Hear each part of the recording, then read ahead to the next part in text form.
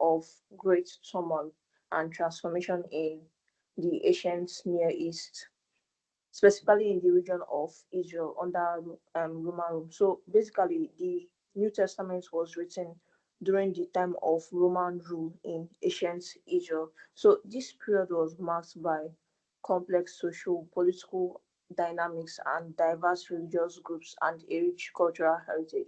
So we'll be looking at the social political context of Israel under Rome Empire. But before that, we'll describe how the socio-political structure of Israel was under Roman occupation, and we'll also identify and explain the roles of major Jewish religious groups. And after that, we'll analyze how these elements influenced the context of the New Testament. And then lastly, we'll relate historical context to Jesus and early Christians' teaching. So, for the socio-political context of Israel under Rome, Israel was Israel was under Roman occupation from 63 BC to 324 century, that's CE, a period that saw significant tensions between the Jewish population and their Roman rulers. So the Roman Empire imposed heavy taxes and interfered with Jewish religious practices and also maintained control through a network of client kings and governors. So this led to widespread discontent and the emergence of various resistance movements. We also have the destruction of the, sorry, hold on a bit.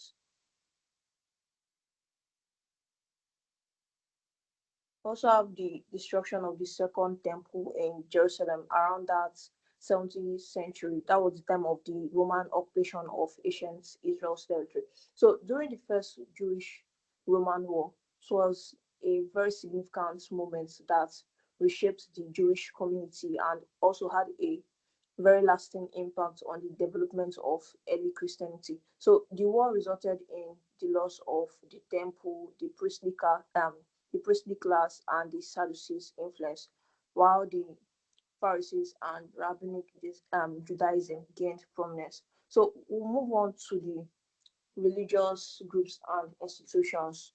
But before that, take note, as you can see on my screen, I have four major things you need to know about Roman occupation of Israel, and that is the Romans conquered Israel around that 63 BCE, and this conquest was led by Pompey the Great.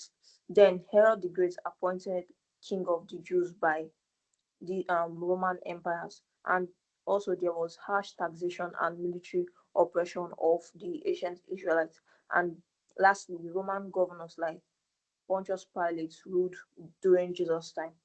So moving down to the impact of Roman rules on the Jews before we move on to the various religious sects in ancient Israel.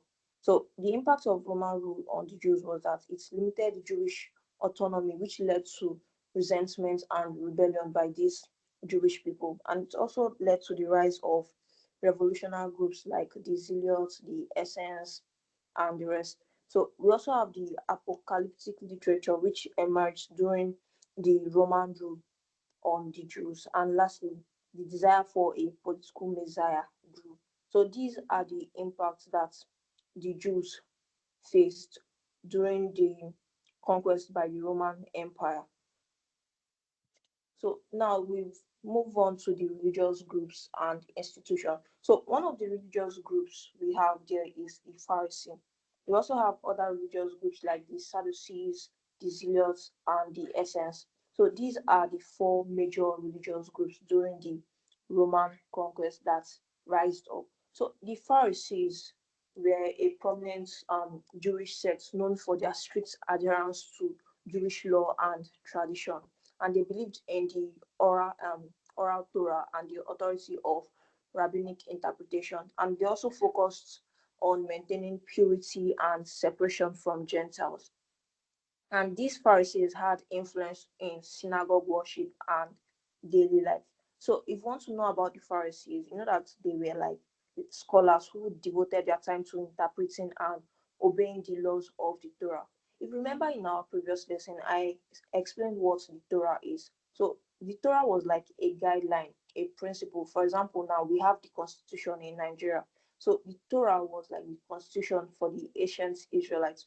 It was the one that guided how the Israelites were to behave, or the Jews were to behave in a certain way, and in a way they were not supposed to behave. So the Pharisees also have several features under them. For example, they believed in resurrection, angels, and oral law. And they also criticized Jesus for breaking traditional laws, and also they have great influence among the common people. Then we have the second religious group, or the second religious sect, known as the Pharisees. So the Pharisees were like aristocratic Jewish sects that were composed primarily of priests and wealthy elites.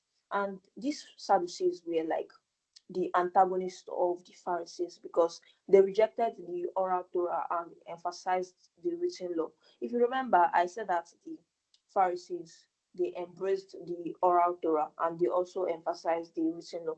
But in the case of the Sadducees, they rejected the oral Torah and emphasized the written law. So the Sadducees also focused on maintaining the temple courts and priestly privileges, and they often clashed with the Pharisees over issues of law and theology.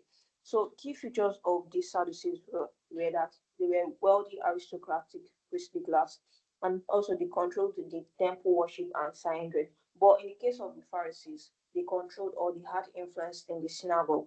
So, another feature of the Sadducees was that they rejected resurrections and oral traditions, and also they cooperated with Roman authorities in order to maintain power. So moving on to the third religious sect, we have the Zealots. In the case of the Zealots, they were like a revolutionary group that advocated for armed resistance against Roman rule. So they believed in the importance of restoring Jewish sovereignty, and they also played a significant role in the first Jewish-Roman war. So the Zealots, associated with figures like Simon, who was one of Jesus' disciples, and who was later referred to as a Zealot. So just as the Pharisees and Sadducees have their own key features under them, the Zealots also have their own outstanding features. And what are their outstanding features? One of them is that they used violence to fight Roman occupation, and they viewed they were viewed or considered as freedom fighters by some Jews. And lastly, one of Jesus' disciples, who was called Simon, was also known as Zealot, which means that they were revolutionary group that advocated for armed resistance against the Roman rulers.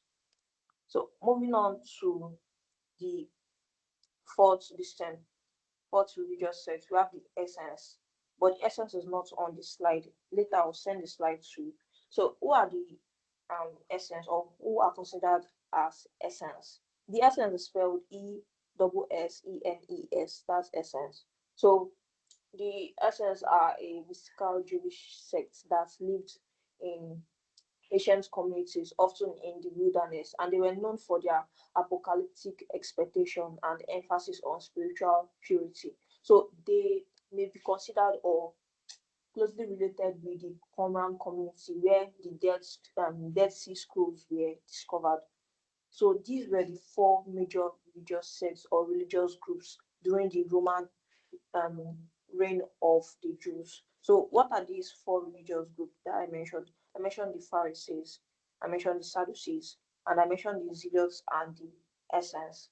So, the Pharisees focused on, or they believed in resurrection, while the Sadducees rejected the idea of resurrection, but the Zealots were anti-resistance groups against the Roman Empire, and the Essence were um, people that lived during the when the Dead Sea Scrolls were discovered. So we have comparison of these religious groups. That's what you can see on the screen, but I just mentioned them earlier. So now, what are the influence of the New Testament in the world today? We have various influence of the New Testament in the world today, modern world. But before that, we have to understand the interactions between these groups that I mentioned before. So these groups interacted and conflicted with one another over issues of law. So the groups I'm talking about is basically the religious group. So they had conflicts over issues such as law, theology, politics, and social status. So Jesus and his followers navigated this complex landscape, often engaging with and criticizing the practices and ideologies of these groups. As you can see on your screen, on the first line, it is written that Jesus' teaching often responded to the Pharisees' tradition.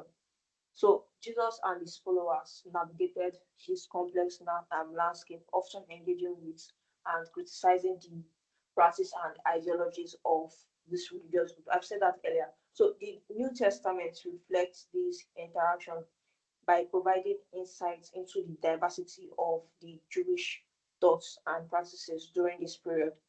So, by examining the historical background and social political context of ancient Israel under Roman rule, we can gain a deeper understanding of the world in which the New Testament was written and the early Christian movement when they emerged. So, we have questions like how did Jesus respond differently to the Pharisees and Sadducees? If you have any opinion on that, please, I would like to hear that. I'll just give you 5 minutes. If you have any idea on how Jesus responded differently to the Pharisees and Sadducees, before I move on to the next discussion, it's like people would not get my question, but I'll move down to that later.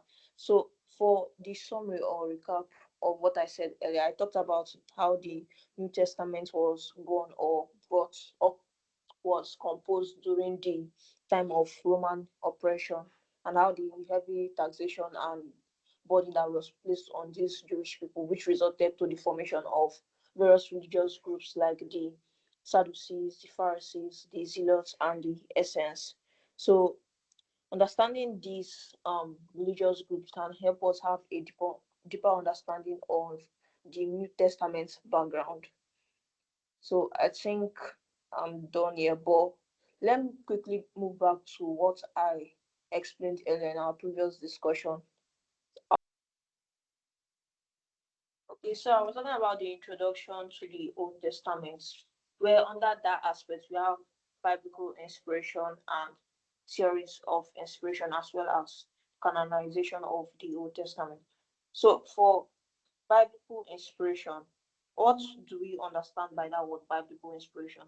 Biblical inspiration, like I explained earlier in our first week discussion, I said it refers to the belief that the Bible is inspired by God and its contents are a result of his divine influence on the human authors who wrote the text. So the concept biblical inspiration is central to Christian theology and has been understood in various ways throughout history.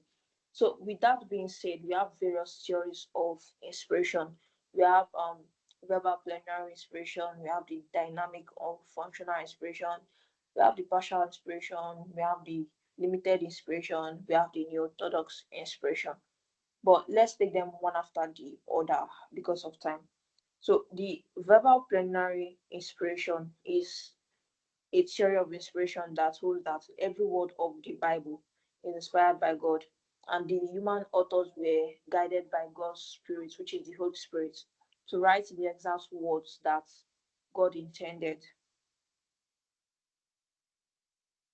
Okay, so I was saying the verbal plenary inspiration was a theory that holds that every word of the Bible, every word you can find in the Bible from the Old Testament down to the New Testament was inspired by God, and he used human authors, that is, the human authors were guided by his spirit, which is the Holy Spirit, to pen down the exact words that God intended to write down. So the proponents of this verbal plenary inspiration believes that the Bible is an infallible theory, meaning that it is free from errors and contradiction. So this verbal plenary theory is a theory that holds that every word and Bible is inspired by God.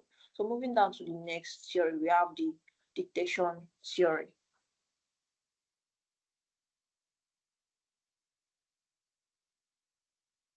Sorry, let me move down to the dictation theory.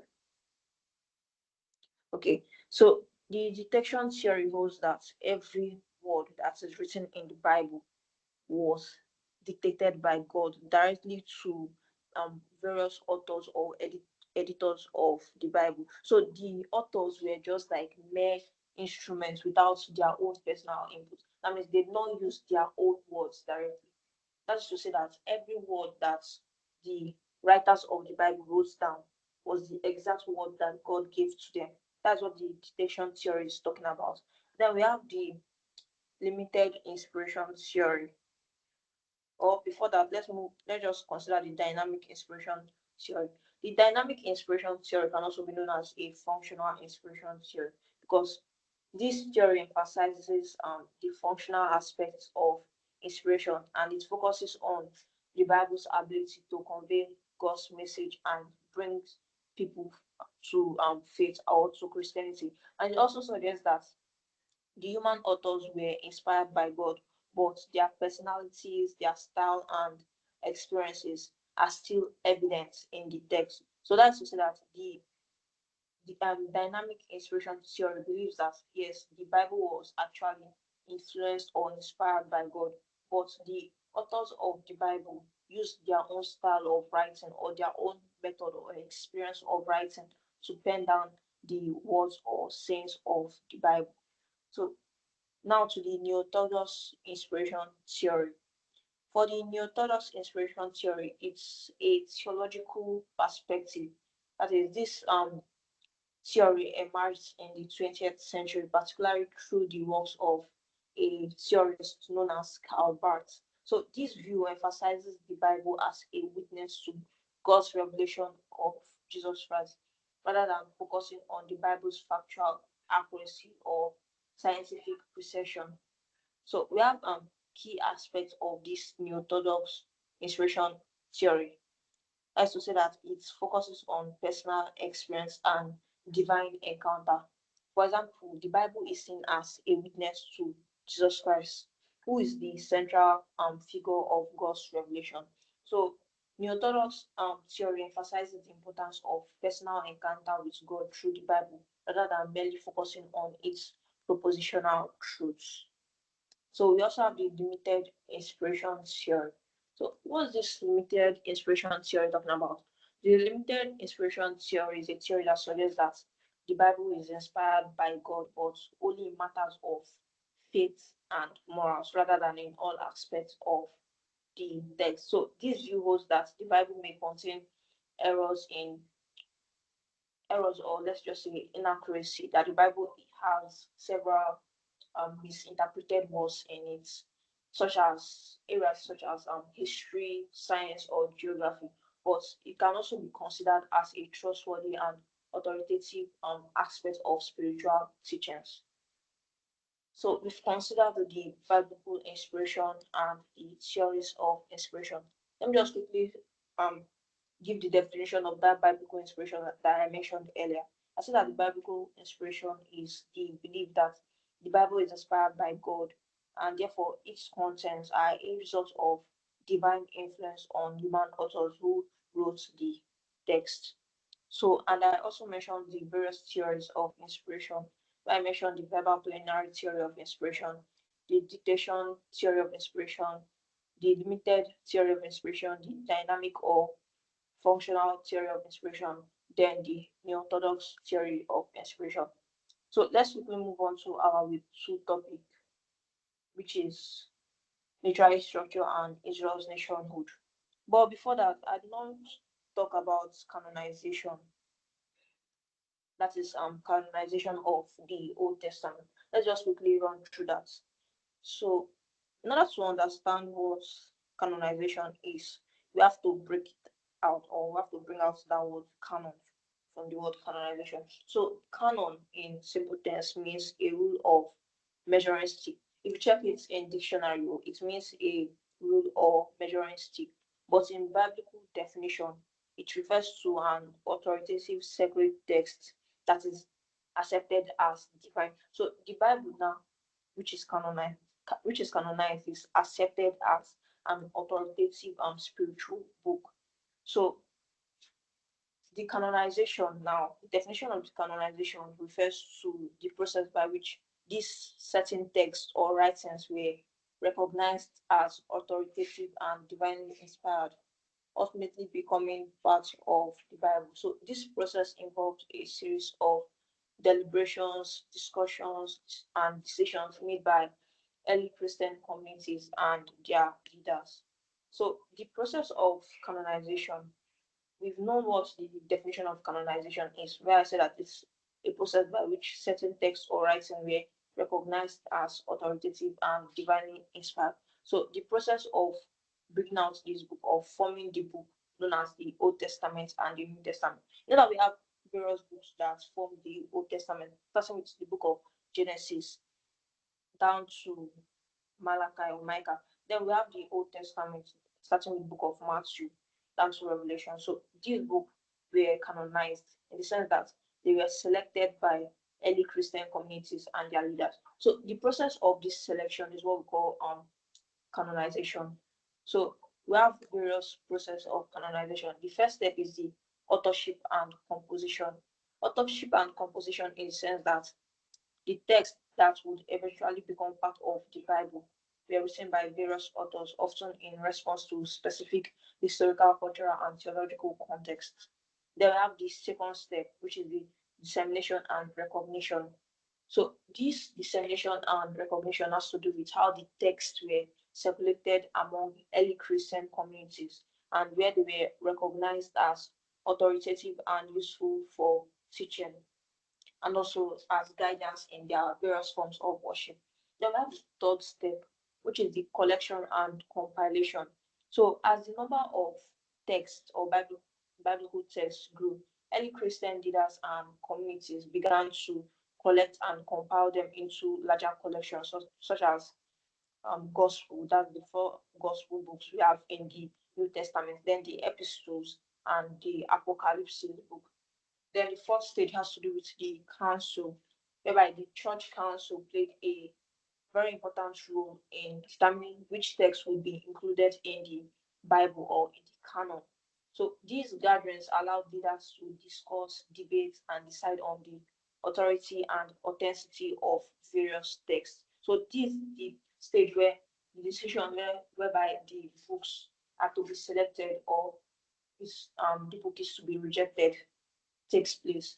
So then we have the recognition and acceptance, whereby text is sorry, once a text was recognized as a canonical book or as authoritative, it was accepted by the broader Christian community. So this recognition often involved a process of testing, evaluation, and concessions and building. So this is the stage where, for example, now in National Assembly, in Nigerian National Assembly, if a law was to be passed, we have the first reading, second reading, third reading. So this process is what we know or what is called the canonization in biblical terms. So the stage where the bill, for example, I'm talking about the National Assembly, the stage where the bill is passed down to the president to sign is where the biblical text is accepted. So in other words, the acceptance and recognition of this canonized book is the last stage of process, whereby the recognition often involved a process of testing, evaluation, and accept or reject stage. So these are the five major stages of the canonization of the Old Testament. So let me just mention them if you are taking notes. The first stage has to do with authorship and composition. The second stage has to do with dissemination and recognition.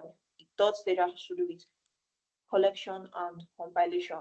The fourth stage has to do with the church council. Then the last stage, the final stage, has to do with the recognition and acceptance of this text. So let's now move on to our other aspect of the canonization. That's the criteria for canonization.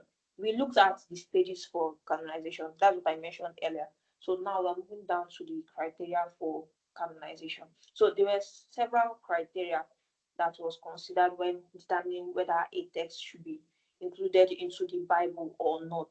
So this criteria includes the apostolic origin. So this was one of the criteria that the church council used in evaluating the canon.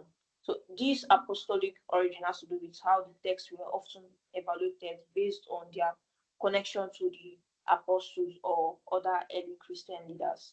So this criterion helps ensure that the texts were rooted in the earliest tradition of the Christian faith. So this apostolic origin is talking about how a Bible text, for example, the gospel books that was canonized, for it to become canonized, it has to have an apostolic origin. It says that it must be linked to various apostles as eyewitness to that text. So we also have second criteria, which is universal acceptance. That's to say that the texts that were widely accepted and used by Christian communities across different regions were more likely to be included to the canon. So for a book to be known as the Old Testament or the New Testament, or to be considered as authoritative or recognized, it has to be universally accepted by the Christian community across the world or across the globe. Then the third criteria has to do with orthodoxy, in the sense that the theological content of a text were carefully examined in order to ensure that it aligns with the emerging consensus of Christian doctrine. So this orthodoxy has to do with how the text has to come in line with Christian beliefs rather than just saying it's from scientific origin or mythical um, exploration. So we have the fourth criteria, which is liturgical views. Liturgical. This one is Liturgical,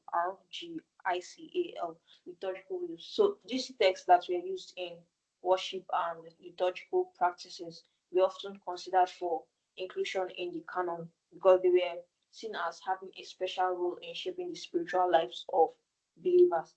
Then the last criteria, that's the fifth criteria, has to do with the inspiration and authority, whereby the text is perceived or the perceived inspiration and authority of a text played a crucial factor in determining its canonicity. Texts that were seen as inspired by God and authoritative for faith and practices, which were more likely to be included in the canon. So, by considering these criteria and undergoing of a rigorous process of evaluation, the early Christian community were able to determine which text was supposed to be included in the Bible. And it also helped in shaping the foundation of Christian faith and practices for centuries down to today.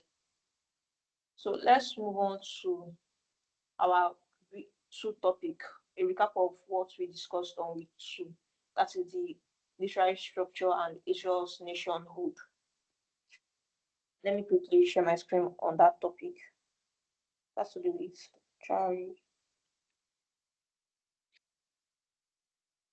literary structure and Israel's nationhood.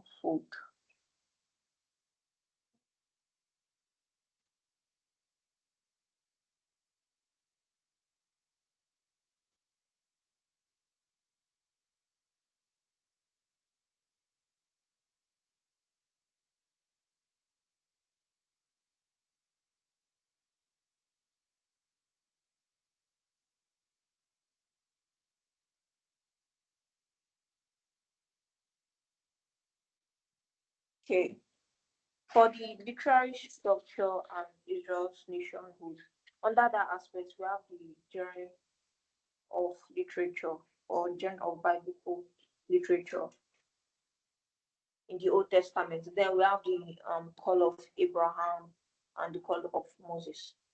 So the Bible is composed of various literary genres or biblical genres, as you can put it, that helps to convey its messages and also the theme. So understanding these genres, this biblical genre, is important for the accurate interpretation and application of the biblical genre. So we have various biblical genres. We have the law, we have the historical narrative, we have the wisdom literature, we have the poetry, we have the prophecy, we have the gospel, epistle, and apocalyptic literature. So we'll be looking at them one after the other. Sorry, can you people hear me? Are you following?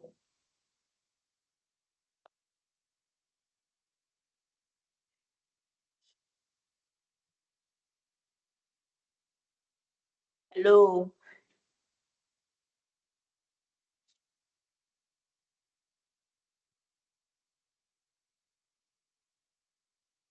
Yeah, okay. I've seen your thumbs up. So I'll continue from my stop.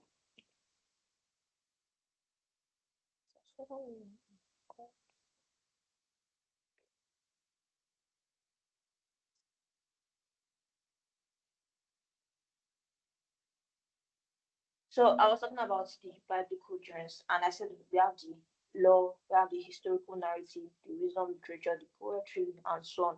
So the law under the biblical genre, under the law aspect, we have various Bible books that makes up the law. Books like the half of Exodus, the book of Leviticus, and the book of Deuteronomy. So these biblical books are the ones that contains rules and regulations for the Israelites that also outlines God's expectation for their behavior.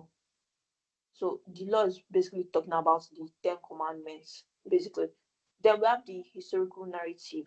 This one has to do with a chronological account of events, the ancient Israelite events, the people and the places they visited. So examples of these books. Please take note of the books that fall under all these biblical gems. For the law, I mentioned half of Exodus, Leviticus, and Deuteronomy. And for the historical narrative, we have books like Genesis, Exodus, that's the book of Exodus, the beginning, that's chapter 1 and 2. Then we have First Samuel and Second Samuel. Then we have the book of Joshua, Judges, Ruth, and Acts. So these are the books that fall under the historical narrative, and these are also the books that talk about accounts of events, people, and places that you visit. So we know the story of Samuel. So the book of Samuel is basically talking about the story of Samuel, as well as Joshua, Judges, Ruth, and the book of Acts also. Then we have the wisdom literature. So the wisdom literature is a book that expresses writings that convey spiritual insights and practical advice for Christian living. So examples of these books, in case you are looking at you're thinking of a book that talks about wisdom or that has inspiring things on it. That's the wisdom literature. We have books under it like the book of Job. It's basically a wisdom book or advice book that like I normally call it. Then we have Proverbs, the book of Proverbs. Then we have Ecclesiastes and the book of Psalms. Then we have poetry books under biblical gen another aspect. That's the poetry books or poetic books. So these poetry books are figurative language which is used to express emotions, thoughts, and experiences. So examples of these books include the book of Psalms, Song of Solomon's, and Lamentation. Then we have prophecy book. That is the books that has those messages from God that were delivered through prophets, often involving warning, um, promises, and future events. So examples of these prophecy books. You know prophets in the Bible now. So the books that fall under the aspect of prophecy. We have the book of Isaiah. Isaiah was a prophet. We have the book of Jeremiah, who was a prophet. Then Ezekiel, who was also a prophet. So these three, Isaiah, Jeremiah, Ezekiel, they were the three major prophets in the Old Testament. Then we have the 12 minor books that's under the prophecy, the 12 minor prophets. That's Zephaniah, Haggai, Zechariah, Malachi. These are the 12 minor prophets. Also have Hosea, Amos. So these 12 minor prophets, they were the ones that have books on messages from God that were delivered through them. Then we have the gospel book under the New Testament. So the gospel book has to do with the proclamation of good news about Jesus. Is intended to establish or strengthen people's faith in Him. So examples of this gospel book, you know the four gospel books now in the Bible. That's the book of Matthew, Mark, Luke, and John. Then we have the epistle books. These epistle books can also be referred to as letter books. So the epistle books have correspondence to specific individuals. That is, the book was written to specific individuals or communities in order to provide guidance and instructions. So examples of this book under the epistle book includes Book of Romans, Book of Corinthians, Book of Galatians, and the letters of Peter, James, and John. Then lastly, under the biblical genre, we have the apocalyptic literature. So this apocalyptic literature is a symbolic narrative that interprets historical crisis through God's eyes. So it provides hope for a better future. So example of the apocalyptic literature includes the book of Daniel and Revelation. So each of these biblical genres have its own unique characteristics as well as its literary features and intended purposes, which helps in shaping the meaning and application of the text. So recognizing the biblical genre is essential for correct interpretation and application of the Bible literature. So let's move on to the story of God's call of Abraham. I mentioned that earlier. We are going to talk about God's call of Abraham.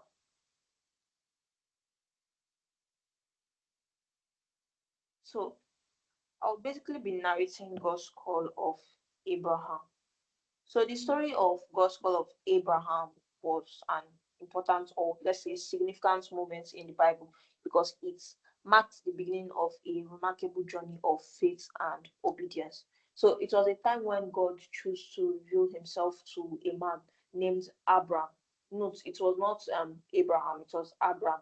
And it was later changed to Abraham. So God's call came to Abraham in a moment of divine revelation where he told Abraham to leave his country, his people, and his father's household and go to a land that he will show him. So this statement can be found in the book of Genesis 12, verse 1. Yes, you can find in the book of Genesis 12, verse 1. So this statement was not considered as a small request because Abraham was being asked to leave behind everything he was familiar with, that is his home, his family, and his community, to embark on a journey to an unknown destination. So, but God's call was not just about him leaving something behind. So it was also about the promise of a greater future. So because God promised Abraham that he will make him into a great nation and he will bless him and he will also make a great name for him and also make him a blessing to his generation that were yet to come. So this promise was very plenty. Yes, it was very or it was an ambiguous blessings.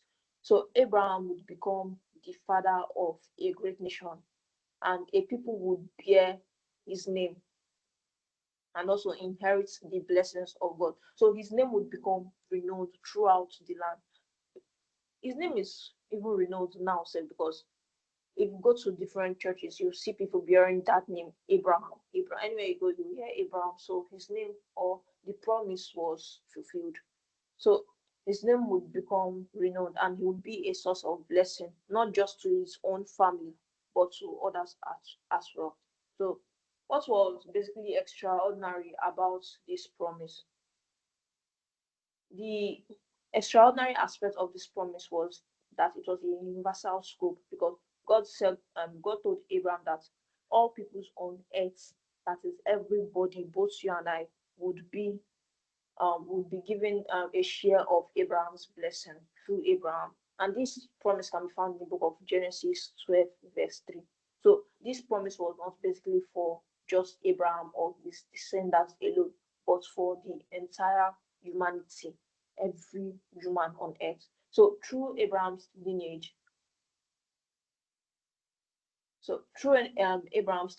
God's plan of salvation would unfold, which would ultimately reach the ends of the earth.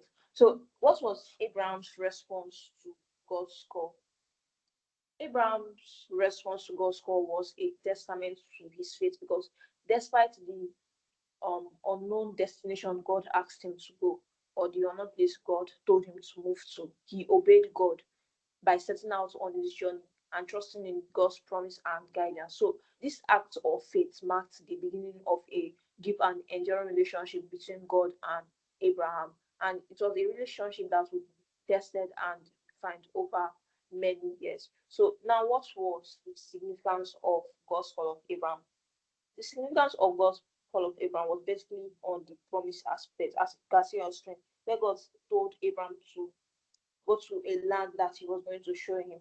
And as a result, or as an obedience to this command, he will be made a great nation, and there will be blessing to his name, and also his name will become great.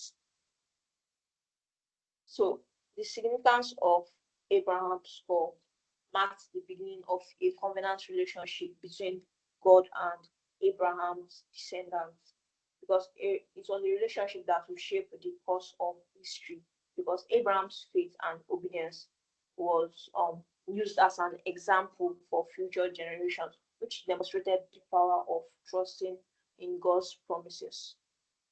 So if you're a believer, if you have faith, basically, or definitely, you will also share in the blessings of Abraham. So the call of Abraham also foreshadowed the coming of Jesus Christ, who was a descendant of Abraham and who would bring blessing and salvation to all nations. So in the story of Abraham's call, we saw how God's plan of salvation unfolded, and it was the story also demonstrated the story of faith, obedience, and the power of God's promises. So now let's move on to the call of Moses. Let me quickly share this slide on that call of Moses.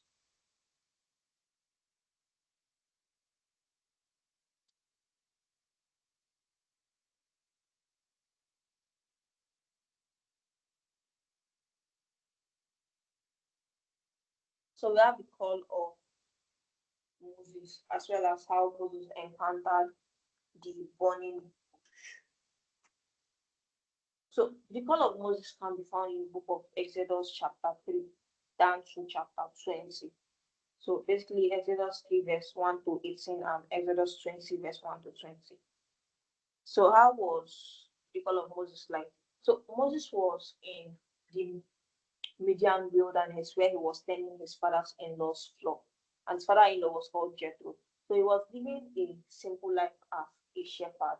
So it was here amidst the quiet and solitude aspect or part of the desert that Moses encountered a phenomenon that would change the course of his life forever. So as he was watching over the sheep of his father-in-law, his gaze fell upon a bush that was being overwhelmed by flames. But what was the major aspect or the significance of that burning bush?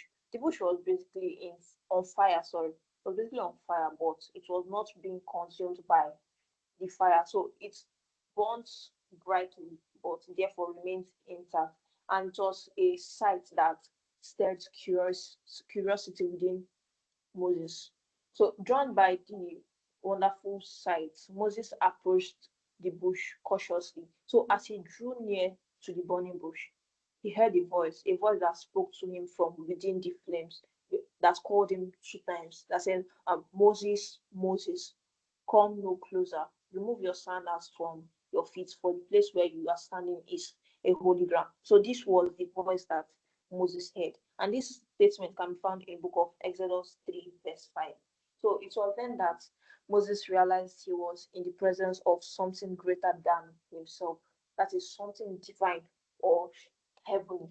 Let's put it heavenly. So the voice identified itself as the God of Abraham, Isaac, and Jacob. That is the God of Moses' ancestors. So God's words to Moses were both a revelation and a commission, because he spoke of the sufferings of Israelites in Egypt because of their cries for deliverance. So his plan to rescue them was going to be carried out by Moses.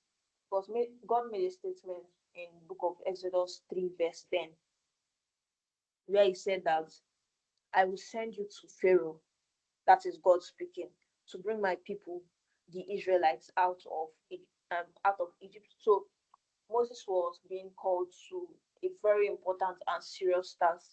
This task required courage, faith, and trust in God's guidance. But despite the importance of this task, Moses felt that he was incapable or inadequate for the task because he questioned his ability to stand before Pharaoh and also lead the Israelites out of Egypt. Because according to Moses, he asked God, "Who am I?" That was the question he asked. So he feared that they would not believe him or listen to his words. So in response to that, God reassured Moses of his presence and promised to be with him in every step of the way. So to alleviate Moses' doubt, God granted him the ability to perform miraculous signs. So what were the signs that God permitted Moses to perform? One of the signs was him turning his staff into a snake. The second sign was that he was to put his hand into his pocket, and when he brought out his hand, it turned into a leprous hand. And then he placed his hand back into his pocket, and the hand changed into normal. And the third sign was that he was going to be able to bring water out of a rock. So, empowered by these signs and the assurance of God's presence, Moses accepted the challenge. He returned to Egypt, he stood before Pharaoh, and through a series of divine intervention, he led the Israelites out of bondage.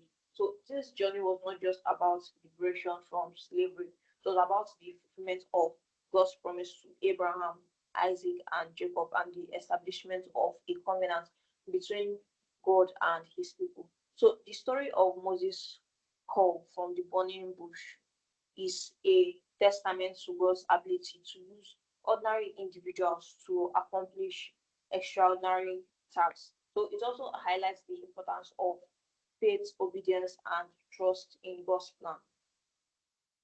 So we have key moments in the encounter, that's key moments in Moses' encounter of the burning bush. And the key moments there is how God identified with the sufferings of Israel and how he was able to call Moses, who was an ordinary person, because he was a shepherd at that time, to be his messenger to Pharaoh, and how Moses questioned his ability and how God was able to reassure him with signs and wonders. So this was Moses' call by God. So I think I'm done for today. Now, next lesson, we'll be looking at the 10th topic as well as a recap of the three topics that has to do with the authorship of the Pentateuch, as well as arguments for and arguments against the Mosaic authorship of the Pentateuch. So thank you very much for your time. I'll see